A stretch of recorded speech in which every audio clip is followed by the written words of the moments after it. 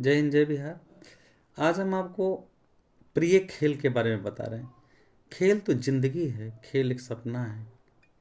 खेल को जहाँ तक जो कहूँ, खेल जीवन है। केवल एक नई रोशनी है, केवल एक नई ऊर्जा है खेल। तो आइए खेल के बारे में हम प्रकाश डालते हैं और खेल पर ये निबंध होगा। और हमारे लिए एक बहुत ही इम्पोर्टेंट वक्त है जो हम खेल खेलते हैं या खेले हैं, या इससे जिस खेल से मेरा संबंध है वो हम आपको इस निबंध के रूप में भी दे रहे हैं। इसे अच्छा से देखें, समझें और खेल के अस्तित्व को समझें। खेल जीवन के लिए कितना जरूरी होता है। चलिए, भूमिका। खेलना मानव की प्रकृति एवं प्रवृत्ति है। बच्चे जब जन्म लेते हैं तो अपने आप वो खेलने लगते हैं, हाथ गोर फेंकने लगते हैं। या बूढ़े बुजुर्ग भी कसरत करते रहते हैं, कुछ तो खेलते हैं एक तरह से, या खेल देखते हैं। तो ये खेलना मानव की प्रकृति भी है और प्रवृत्ति भी है। खेलना मानव की प्रकृति एवं प्रवृत्ति है। इसे प्राणी जगत से अलग नहीं किया जा सकता है। प्राणी जगत इसलिए कहते हैं कि चाहे पशु पक्षी कुछ भी हो, कोई भी प्राणी हो, वो सब अपने अपने तरीके से खेलते हैं, अपने बच्चे के साथ, अपने मित्रों के साथ सब और खेलते हैं। लेकिन हम उनकी भाषा को नहीं समझ पाते। जिनकी भाषा है वही समझ पाते हैं। पक्षी पक्षी की भाषा समझते हैं, जानवर पशु पशु की भाषा समझ के खेलते हैं, लेकिन सभी खेलते हैं। तो खेलना मानव की प्रकृति एवं प्रवृत्ति है। इसे प्राणी जगत से अलग नहीं किया जा सकता है। शिशु, बालक बालिका, किशोर किशोरी, युवा युवती, प्रौढ़ वृद्ध, सभी कोई न कोई खेल खेल अवश्य खेलते हैं। यहाँ तक कि प्राणी जगत में पशु पक्षी भी अपनी भाषा में अपने तरीके से खेलते हैं। परंतु फर्क इतना ही है कि उनके खेलने में नियम और अनुशासन लागू नहीं होता है। मैं यह कहूँ कि प्राणी जगत हो या वनस्पति जगत, नदी, निर्झर, तालाब, पुष्प की खिलती कलियां, अपनी अपनी भाषा में अपने अपने तरीके से सभी खेलते हैं। आप ध्यान दीजिए कि जब पुष्प पर हल्की सी बारिश होती है, सूर्य की पहली रोशनी पड़ती है, पवन चलती है, तो देखिए उसकी कितनी खूबसूरत नज़ारा होता है। तो अपनी भाषा में भी वो खेलते ही एक तरह से। तो अपनी भाषा में अपने अपने तरीके से सभी खेलते हैं। पर शायद अनुशासन नियम है या नहीं, मैं कह नहीं सकता हूँ। क्योंकि खेल कर नई ऊर्जा, नई दिशा, नई राहें, नई रोशनी, नव जीवन हम प्राप्त करते हैं। अत्यंत अशक्त वृद्ध भी बच्चों के साथ खेलकर या उन्हें खिलाकर या उन्हें खेलते देखकर अनिर्वचनीय, मतलब मैं वर्णन नहीं कर सकता, आनंद का अनुभव करते हैं। खिलाकर या उन्हें खेलते देखकर अनिर्वचनीय आनंद का अनुभव करते हैं। मतलब जो आनंद लेते हैं उनका वर्णन शब्दों में नहीं किया जा सकता है। जिस प्रकार पूरा विश्व हिंदुस्तान पाकिस्तान का क्रिकेट मैच देखकर आनंदित हो जाता है, ठीक उसी प्रकार वो बुजुर्ग व्यक्ति, अशक्त व्यक्ति भी देख करके खुश होते हैं। खेलना मानव प्राणी जगत में सर्वाधिक एवं सहज प्रवृत्ति पाई जाती है। तो अब हम मानव जगत के और प्राणी जगत की बात, अब खास करके मानव जगत की बात यहाँ पे हम लोग करेंगे, क्योंकि खेल का संबंध उन्हीं से है। मैंने पशुओं की बात इसलिए की कि बहुत जगह पशुओं के साथ खेल होता है, जैसे वो साड़ वगैरह को दोहराया जाता है बहुत सारे देशों में, इसलिए मैंने उसकी चर्चा की है यहाँ। मेरा प्रिय खेल, देखिए सबसे मेरे लिए इम्पोर्टेंट चीज़ है, मेरा प्रिय खेल मार्शल आर्ट है। मेरा प्रिय खेल मार्शल आर्ट है। इसके कई प्रकार होते हैं। मार्शल आर्ट तो केवल आप जानते हैं, सुने हैं, लेकिन इसके कई खंड, जैसे पढ़ाई आप करते हैं, बिहार बोर्ड, सीबीएसई, एनसीईआरटी, अलग अलग बोर्ड होते हैं, उसी तरह से ये भी एक अलग अलग खेल है। लेकिन सब होता है डिफेंस का ही तरीका होता है। कई प्रकार हैं: कराटे, ताइक्वांडो, वुशु, एल्किडो, कुंफू, हेल्किडो, हैप्किडो, कलाइची। तो ये सारे खेल हैं जो सभी मार्शल आर्ट ही हैं। मैं कलाइची का खिलाड़ी हूँ। कलाइची एक ऐसा खेल है कि इसमें बहुत आप इसके जो गुरु होते हैं बहुत कम मिलते हैं। आपको कराटे वगैरह के तो गुरु मिल जाएंगे बहुत जगह। आज का तो खेल बिकने लगा, यही तो दुख हो रहा है कि खेल को लोग बेच रहे हैं। असल खिलाने का जो सिस्टम है, क्यों ये हमारे, मैं बता दूं दुख क्यों होता है, क्योंकि हमारे भारत के महान भगवान कहे जाने वाले भगवान बुद्ध का ये कला है, इसलिए इसे बुद्ध हस्त कला भी कहा जाता है। आज विदेशों की शान बन गया। अपने देश की खेल विदेश की शान बन गया और यहाँ के लोग सीखना नहीं चाहते हैं। और दूसरी बात है कि इसका गलत इस्तेमाल करते हैं लोग, पैसे के दम पर इसे बेचते हैं। और मेरा जो खेल है, मेरे खेल के गुरु बहुत कम, ना के बराबर हैं। ये कलाइची के गुरु बहुत कम हैं, नहीं के बराबर ही मान लें, क्योंकि इसके कुछ नियम होते हैं कि कलाइची के खिलाड़ी जो होते हैं वो कभी इसका प्रयोग नहीं कर सकते हैं। गुरु उन्हें वचनबद्ध कर देता है कि किसी भी प्रकार से इसका गलत इस्तेमाल नहीं करना है। जब आपके जान पर आफत आ जाए तो केवल आप डिफेंस कर सकते हैं, उसे मारना नहीं है। क्योंकि अगर कलाइची का खिलाड़ी अगर अटैक कर दिया तो कोमा में जा सकते हैं, आपकी मृत्यु हो सकती है या बैकबोन टूट सकता है और मुख्य हड्डियों पर यह अटैक होता है, वो हड्डी आपका क्रैक कर जाएगा जो नहीं जुड़ पाएगा। इसीलिए कलाइची के खिलाड़ियों को सख्त हिदायत दिया जाता है। इसीलिए इनके गुरु और शिष्य कम मिलते हैं, क्योंकि आज के लोग को खेलने का एक ही उद्देश्य होता है या सीखने का कि मैं किसी से भी मारपीट में निपट लूं। लेकिन इसका उद्देश्य ये नहीं होता है। कराटे के खिलाड़ियों का ये, मैं सभी कराटे के खिलाड़ियों से अपील करता हूं कि कभी भी इस खेल का गलत प्रयोग ना करें, गलत इस्तेमाल ना करें और ऐसे लोगों को भी नहीं सिखाएं जो उसको गलत तरीका से सीख करके और गलत इस्तेमाल करने का उद्देश्य रखते हों। ऐसे लोगों को परखें और तभी ये खेल सिखाएं, क्योंकि खेल यह हमारा भारत का धरोहर है। मैं सभी से फिर से अपील करता हूं, तमाम कराटे के खिलाड़ियों से, कि कभी भी ऐसे लोगों को ये खेल ना सिखाएं, ये गेम ना सिखाएं जो उसका उद्देश्य गलत हो, आपराधिक प्रवृत्ति का हो, तो उसे नहीं सिखाना चाहिए। क्योंकि गलत इस्तेमाल से मेरा खेल का बहुत बड़ा अपमान होता है। मेरे गुरु ने तो वचनबद्ध कर दिया कि कभी भी इसका इस्तेमाल, अगर आपको जानलेवा हमला भी हो तो इसका इस्तेमाल नहीं करना है, केवल आप डिफेंस करिए। क्योंकि अगर इसके प्रयोग कर देंगे तो उसकी जान जा सकती है। ये बात का ध्यान रखना है। कभी भी कोई भी खिलाड़ी इसका गलत प्रयोग ना करें। अगर आप पर कोई अटैक करता है तो जो गुरु सिखाएं आप डिफेंस करिए, आप उसकी जान खतरे में ना डालें। खेल का महत्व। खेल से आनंद की प्राप्ति होती है, शरीर स्वस्थ, आत्मा तृप्त एवं मन शांत होता है।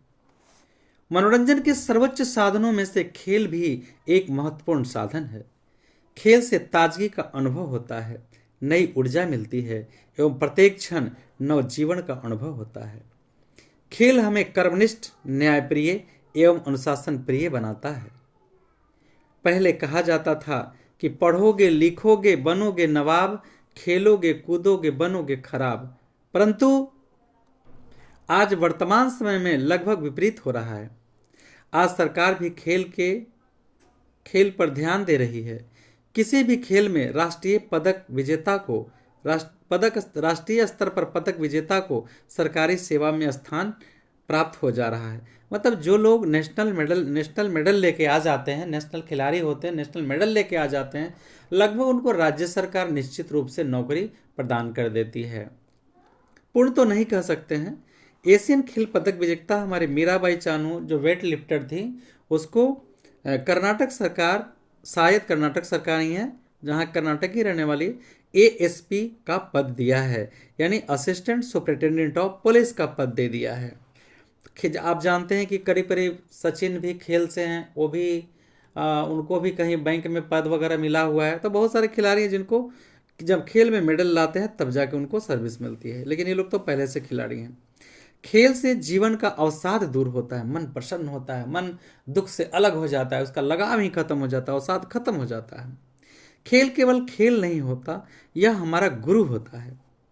अब गुरु मैंने इसलिए कहा कि खेल अंदर में एक इंसानियत का, इंसाफ का, सहनशक्ति और धैर्य का क्षमता पैदा करता है।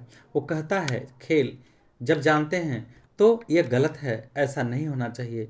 दुनिया का महान खिलाड़ी सचिन, क्रिकेटर जो कैसे महान खिलाड़ी बने कि अगर उनकी अंतरात्मा कह देती है कि मैं आउट हो चुका हूँ, तो फोर्थ एम्पायर को देने पर भी कि आउट नहीं है, वो वापस चले जाते हैं। तो खेल का वही असूल है। मेरे मार्शल आर्ट का भी, कलाइची का यही असूल है कि अगर कोई गाली बक दे, मार दे थप्पड़, खून भी निकल जाए शरीर से, तो उस पर अटैक नहीं करना है, क्योंकि वो अबोध है, नहीं जानता है कि इसके पास ताकत कितने हैं। और हम वचनबद्ध हैं कि हम अपनी ताकत किसी को दिखा नहीं सकते हैं, किसी पर अटैक नहीं कर सकते हैं। इसका प्रदर्शन भी करीब करीब वर्जित होता है। लेकिन मैं तो कुछ लोगों को जागरूक किया हूँ कि खेलिए, कुछ जानिए, अपना हल्का फुल्का डिफेंस कीजिए। अब मैंने जो खेल में जो वीडियो वगैरह दिए हैं, उसका उद्देश्य यही था कि लोग अपने स्वास्थ्य के प्रति जागरूक हों, थोड़ी बहुत खेल जानें, अपने डिफेंस कर लें। जो खतरनाक इसका खेल है, जिससे खतरा हो सकता है, वो मैं गेम में नहीं दिया हूँ, क्योंकि अगर इसका गलत इस्तेमाल हो जाएगा तो मेरे वचन टूट जाएंगे और किसी की ज़िंदगी चली जाएगी। इसलिए मैं उससे शायद उसे ही सिखा सकता हूँ जो मेरे पूरे भरोसेमंद हो, उसका कभी जीवन में मेरी तरह प्रयोग ना करें किसी भी परिस्थितियों में, तब भी मैं उसे दे सकता हूँ। इसके माध्यम से एकता, सहयोग, भाईचारा, प्रेम, सौहार्द, योजना निर्माण तथा उसके प्राप्त करने के लिए धैर्य एवं संघर्ष की महत्ता से भी परिचित होते हैं। जैसे हम किसी से खेलते हैं, गेम में लड़ तो लेते हैं अपने प्रतिद्वंदी से, लेकिन पहले उसे हम सैल्यूट करते हैं और बाद में भी सैल्यूट करते हैं, मन का गिला शिकवा खत्म करते हैं। हमें एक योजना बनाना पड़ता है कि कौन से खिलाड़ी को पटकना है, अगली बार हमें कैसे परास्त किया था, और काउंटर अटैक करते हैं उसको, और इस तरह से हम परास्त करते हैं, कभी उसके जीवन पर हमला नहीं करते हैं। तथा से प्राप्त करने के लिए धैर्य, जैसे कोई हम पर अटैक करता हो तो उसे धैर्य रखना होता है। अगर धैर्य हम खो के अगर उस पर अटैक करना शुरू कर देंगे तो हम उसके पैतरा को नहीं समझ पाएंगे और वो हमें आसानी से गिरा देगा। एवं संघर्ष, लड़ते रहना पड़ता, हारते हैं जीतते हैं, हारते हैं जीतते हैं, पॉइंट आता है मिलता है, खत्म हो जाता है, पॉइंट आता है, और संघर्ष करते करते हम सफलता तक पहुंच जाते हैं। इसलिए ये प्रेम, सौहार्द, योजना निर्माण तथा उसे प्राप्त करने के लिए धैर्य एवं संघर्ष की महत्ता से भी परिचित हो जाते हैं। अब कुछ खिलाड़ी जो खेल की भाषा नहीं समझते हैं, क्या बोलते हैं, कहना नहीं चाहिए पर मैं कह ही देता हूँ कि बंदर क्या जानने के आदि का सवाल। थोड़ा 400 पढ़ के लोगों के पास ज्ञान आ जाता है तो समझते हैं मैं बहुत बड़ा ज्ञानी हूँ, लेकिन ये संसार समंदर है, हर कोई ऑलराउंडर नहीं होता है। कोई के किसी में अगर विशेष ज्ञान थोड़ी सी आ गया तो चपट चपट करने लगता है। ऐसा नहीं करना चाहिए। कुछ लोग किसी को अपमानित कर लेते हैं चंद भर के ज्ञान से, लेकिन केवल उनको एक क्षेत्र में ज्ञान होता है, इसलिए अपने आप को बड़ा बड़ा ज्ञानी समझते हैं। लेकिन ऑलराउंडर जो होता है उसको हर क्षेत्र में हर चीज़ का नॉलेज होता है और वो कहीं मात नहीं खाता है। ऐसे लोगों को कलाई कभी नहीं पकड़ सकते हैं। इसलिए जो अपने आप को ज़्यादा विद्वान समझते हैं कहीं रावण न बन जाएं, इस बात का डर है। इसलिए मैं कहता हूँ अहंकार त्याग करके प्रेम भाईचारा बनाएं, किसी को अपमानित न करें। अगर थोड़ा आप ज्ञान हो आपके पास तो सभी के साथ प्रेम करें, किसी के साथ बेईमानी ना करें, किसी का हक नहीं मारें, क्योंकि ये भी आत्मसम्मान पर कहीं ना कहीं अनुशासनहीनता है और खेल हमें अनुशासन सिखाता है। और इसका प्रदर्शन बड़े क्लब सभा में प्रतिद्वंदी को पछाड़ कर हम लोग करते हैं। यह खेल नियम, आत्म संयम, देखिए यहाँ थोड़ा खासकर मार्शल आर्ट के खेल में हम अकेले भी कड़ा अभ्यास कर सकते हैं, कोई जाने न जान सकता है, और इसका प्रदर्शन बड़े क्लब में सभा में प्रतिद्वंदी को पछाड़ कर देते हैं। यह खेल नियम, आत्म संयम, दया और करुणा पर आधारित है। जैसे अगर मेरा प्रतिद्वंदी गिर जाता है तो नियम कहता है उस पर किसी भी परिस्थिति में अटैक नहीं करेंगे, क्यों अगर वो हम पर घातक भी अटैक किया है तब भी हम उस पर नियम के विरुद्ध जाकर के खेल में अटैक नहीं करेंगे, और अगर ऐसा किया जाता है तो उसे डिस्क्वालीफाई करके खेल से बाहर कर दिया जाता है। लेकिन आज मैं पढ़ाई के क्षेत्र में देखता हूँ कि ऐसा बिल्कुल नहीं है। बच्चों में अनुशासनहीनता होने का कारण कुछ सरकार की कड़ाइयाँ हैं, बच्चों को डांट नहीं सकते, मार नहीं सकते, उसे समझा नहीं सकते, लेकिन बच्चे को गुरु मारते कहाँ हैं, ये गलत सोच है। मैं तमाम लोगों से अपील करता हूँ कि अगर एक शिक्षक हैं, अगर एक ऑफिसर शिक्षक के रूप में देखें तब उन्हें पता चलेगा कि शिक्षक कितना प्यार करते हैं। क्या जो ऑफिसर, जो मंत्री इस पर नियम लगाते हैं कि बच्चों को डांटना और मारना और ऐसे नहीं करना है, मैं पूछता हूँ ये कि क्या लोहार बिना लोहा पीटे औजार बना देगा, कुम्हार बिना क्या थपथपाए घड़ा बना देगा? क्या आप ऐसे सोचते हैं कि आप ही की तरह सभी लोग तेजस्वी हैं? हर लोग अलग अलग क्वालिटी का होता है, और उद्देश्य अगर पढ़ाना है, उसके जीवन का निर्माण करना है तो थोड़ा अनुशासन बनाना होता है, क्योंकि बिना अनुशासन का आर्मी नहीं होता है, और ये हमारे देश के भविष्य हैं। इस पर विचार करना चाहिए और बच्चों को प्रेम पूर्वक, थोड़ी कड़ाई, थोड़ी सख्ती, थोड़ा दया और थोड़ा करुणा से वो हम प्यार भी करेंगे, उसे समझाएंगे भी, और हर तरीक़ा से उसे हम पढ़ाएंगे। इसलिए सब चीज़ों पर सभी को अच्छे तरीके से ध्यान देना चाहिए। आत्म संयम, दया और करुणा पर आधारित होता है यह खेल। कैसे बताएं कि गिरे हुए प्रतिद्वंदी पर वार करना खेल के नियम के विरुद्ध होता है। इसमें दया एवं करुणा का भाव प्रकट हुआ तभी हमें वो अटैक भी करता है, हमें घातक प्रहार भी किए हैं, तब भी हम नियम के विरुद्ध जाकर के घातक प्रहार नहीं करेंगे। यह मस्तिष्क को स्वस्थ रखता है, अनेक सच्चाइयों से परिचित कराता है, और सबसे महत्वपूर्ण बात यह है कि इस खेल के खिलाड़ी निर्भय होते हैं। बिल्कुल 100% सही है। जरा भी संदेह नहीं है कि सभी खेल के खिलाड़ी, क्रिकेट हो या वगैरह फुटबॉल, कोई भी प्लेयर हो, उनके अंदर एक भय रहता है कि हम पर कोई अटैक कर सकता है। लेकिन मार्शल आर्ट के खिलाड़ी को किसी भी हथियार का जरूरत नहीं होता है। उसका हाथ स्वयं एक हथियार है और 24 आवर्स हथियार है। वो किसी भी परिस्थिति से गुजरने के लिए, किसी भी परिस्थिति से लड़ने के लिए, अपना डिफेंस करने के लिए, अपनी सुरक्षा करने के लिए वो हर वक्त तत्पर तैयार रहता है, हर क्षण तैयार रहता है। इतना ही नहीं है, स्वयं नहीं, वो दूसरों को भी रक्षा कर सकता है, यानी करता भी है। अन्याय के खिलाफ लड़ जाता है। जो कराटे के प्लेयर होते हैं उनके अंदर बहुत धैर्य होता है। वो अन्याय बर्दाश्त ही नहीं करते हैं। ये उनके अंदर एक ही बीमारी है कि वो अन्याय को सह नहीं पाएंगे और कहीं ना कहीं एक्शन ले लेते हैं।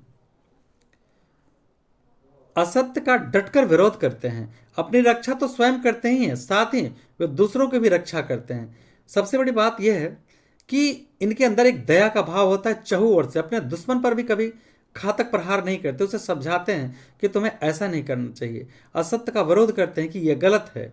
आप वो किसी की भी रक्षा कर लेते हैं। किसी बेबस लाचार को बचाना या उनकी मदद करना उनके बाएं हाथ का खेल होता है। अगर उनके सामने कोई किसी को लाचार बेबस को तंग करता रहेगा, वो बर्दाश्त नहीं करेंगे, चाहे उनकी जान क्यों नहीं चली जाए।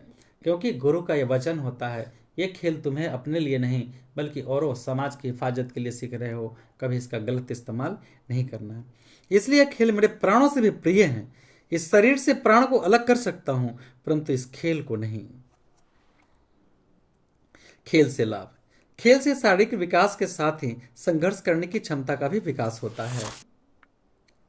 यह हमें संघर्षशील बनाता है। यह हमें संघर्षशील बनाता है, जो किसी भी लक्ष्य को पाने में सहायक होता है। मार्शल आर्ट के खेल में ये सारी विशेषताएं पाई जाती है। सबसे बड़ी चीज़ तो यह है कि जो मार्शल आर्ट के रियल में खिलाड़ी होते हैं, जो खेल के दुनिया में पहुंचकर अपनी पहुंच बना लिए हैं और शांत दिल हैं, वो किसी भी काम को असंभव नहीं समझते हैं और उनके लिए हर काम आसान होता है। क्योंकि कराटे के खेल से बढ़कर ज़्यादा किसी भी खेल में संघर्ष नहीं है। और जो संघर्ष करके खेल को जानता है, कभी परास्त होना नहीं जानता है। चाहे दुश्मन किसी भी तरह से उसे चारों खाना चित करना चाहे, वो दुश्मन को हंस के चारों खाना चित कर देता है और दुश्मन आश्चर्यचंभित हो जाते हैं। लेकिन वो दुश्मन से हमेशा प्यार करता है, क्योंकि उस ऐसे खिलाड़ियों के दिल में दुश्मन के लिए कोई जगह ही नहीं होता है, केवल दोस्त के लिए जगह होता है। और दुश्मन भी उसके दोस्त होते हैं। दुश्मन को दुश्मनी की भाषा से नहीं देखता है। और मैं इसका एक ठोस प्रमाण देता हूं कि जिस प्रतिद्वंदी से वो रिंग में लड़ता है और लड़ाई गेम के बाद उसे गले लगाता है, हाथ मिलाता है और उसके साथ खाता है, साथ पीता और फिर वही बढ़ता, वही एक भाई की तरह, दोस्त की तरह। इसलिए इस खेल के खिलाड़ी हमेशा किसी को दोस्त मानते हैं, प्रिय मानते हैं। भले उनके बात में कोई दुश्मनी हो, कोई दुश्मन समझता हो, कोई उनको गिराना चाहता हो, कोई उनको सताना चाहता हो, पर उनके मन में ऐसी भाव नहीं होती। उनका विचार स्वच्छ होता है, निर्मल जल की तरह। खेल से हानि। अगर किसी व्यक्ति को खेल में रुचि न हो तो उसे खेलने से हानि हो सकती है। व्यक्ति इस खेल में जब रिंग में उतरता है या खेलता है तो उसे चोट लगने, हड्डी टूटने, कोमा में जाने तक, यहाँ तक कि मृत्यु होने की भी संभावना रहती है। इसे जीवन का दूसरा नाम संघर्ष है।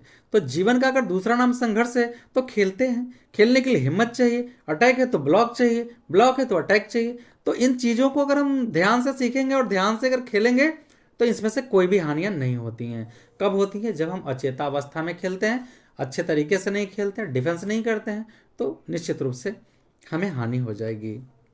उपसंहार। आर्थिक दृष्टि से भी आजकल खेल महत्वपूर्ण हो गए हैं।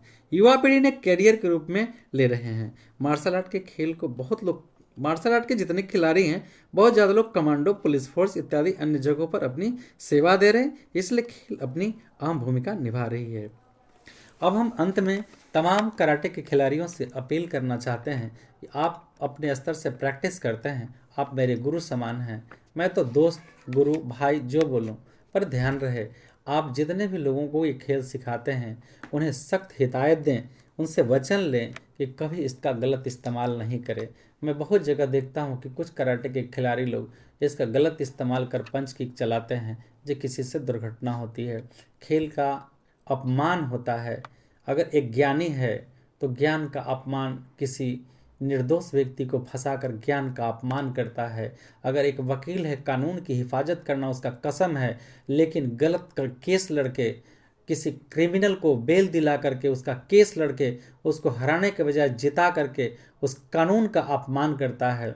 एक ज्ञानी है, जो ज्ञान का गलत इस्तेमाल करके किसी को परेशान करता है, एक धनवान है जो धन का गलत इस्तेमाल करके किसी को फंसाता है, किसी की ज़मीन हड़प लेता है, तो ध्यान रहे, जुर्म किए तो तीनों गए, धन धर्म और वंश। ना मानो तो देख लो रावण कौरव कंस।